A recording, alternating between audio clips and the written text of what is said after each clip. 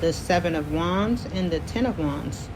The angel of faith asks us to affirm over ourselves, I have an unshakable faith in the inner power of my soul.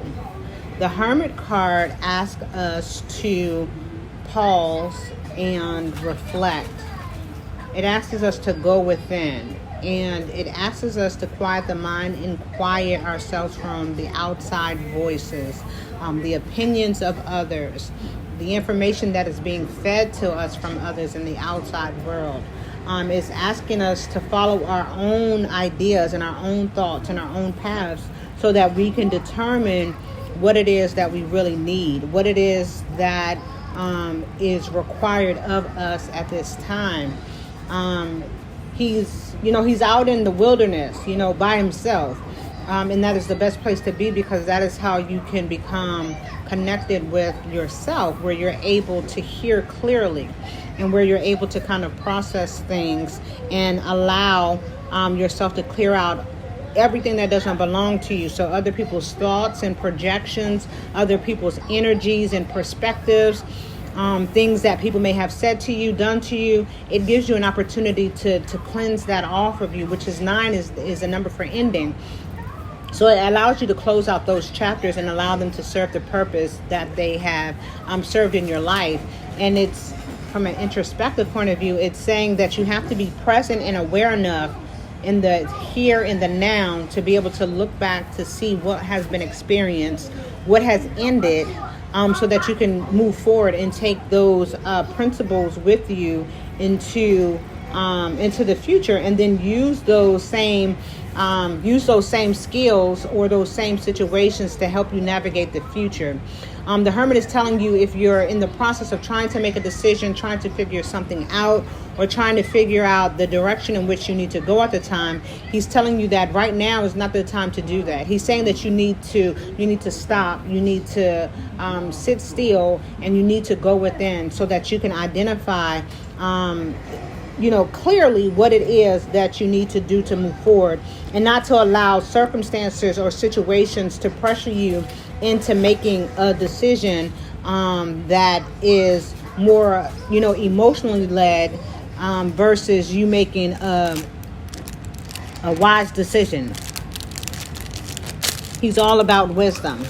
The Seven of Wands is speaking to your ability to connect to the wisdom that is already within inside of you. And we know that wands are fast action. They also speak to our intuition and our ability to kind of tap into who we naturally are. So with the Seven of Wands, he's saying that, or this card is saying, as we reflect with the Hermit being the lead card, that once you get that clarity and that wisdom, it's time for you to, rework your plan, right? Whatever it is that you're doing, whatever it is that you are trying to pursue at this time, this would be the time for you now, after you've done this Hermit mode. This would be the time for you to look at your plans, look at your choices that you've made, look at the options that you have, and then rework whatever needs to be reworked. If things are not working the way that they need to, if things are not working the way that you would like for them, if things are appearing to be out of hand, you got to go back and do something different. You cannot not do anything. I mean, that is more than obvious. You cannot not do anything. You're going to be successful in whatever you do. It doesn't matter. But sometimes we have to go back and we have to make some adjustments and changes. Sometimes we just got to throw everything out and start all over again, and that's okay too. But the Seven of Wands is saying that you need to do that, and it's saying that you have the knowledge and the wisdom. It's saying that you have the insight and the intuition to be able to do that. But in order for you to be able to rework whatever it is that you're trying to do to move forward, the Seven of Wands is saying that you have to get in Hermit mode first to be able to think and see clearly, and not to just see and think with your natural eye, but to also see and hear with your spiritual eye and with your third eye. The Ten of Wands is telling you that it's closure time. Once you're able to get into Hermit mode and transition into the Seven of Wands to rework your plan or identify what it is that you need to do differently or maintain, and use, this knowledge and wisdom and the spirituality. The Ten of Wands is telling you that, it's time for closure. Whatever needs to be closed, whatever needs to have a ending so that a new beginning can start. That's what the Ten of Wands is telling you to do.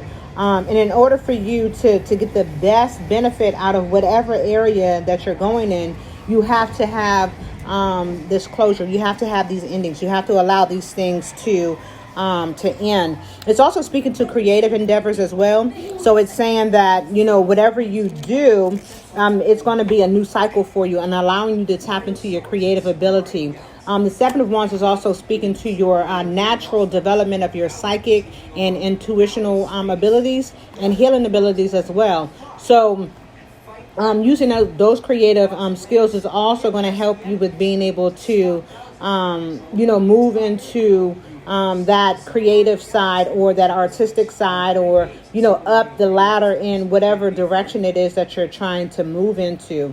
The Ten of Wands is also asking you to be very aware of your dream state as well, so that you can get the knowledge that is being presented to you. A lot of downloads are coming to you in your sleep.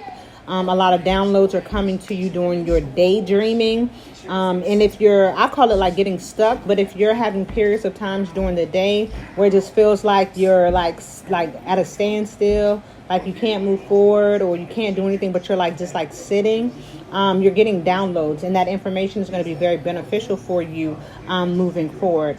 It also speaks to you having some unexpected finances that will help you with your creative endeavors in moving forward.